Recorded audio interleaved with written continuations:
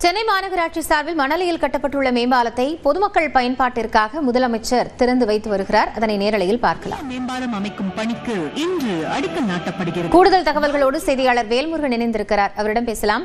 வேல்முருகன், இந்த மேம்பாலத்தினுடைய கட்டுமான மதிப்பீடு எவ்வளவு, இதனுடைய பயன்?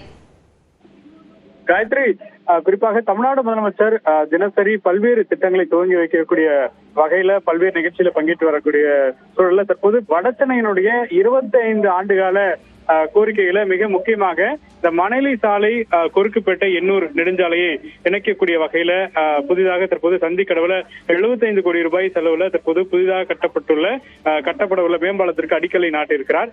இது மட்டும் இல்லாமல் ரயில்வே 2B சந்திக்கடவுல இருக்கக்கூடிய புதிய குறிப்பாக சென்னை மாநகராட்சி சார்பில் கட்டப்பட்டிருக்கக்கூடிய 96 கோடியே 4 லட்சம் ரூபாய் செலவுல தற்போது புதிதாக மேம்பாலத்தை கட்டியிருக்கிறார். கொருக்குப்பேட்டையினுடைய பெரும்பாலானுடைய மக்கள் தினசரி கிட்டத்தட்ட ஒரு 20,000க்கும் மேற்பட்ட வாகனங்கள் இந்த மேம்பாலத்தை பயன்படுத்தக்கூடிய வகையில வாகனம் கட்டப்பட்டிருக்கிறது.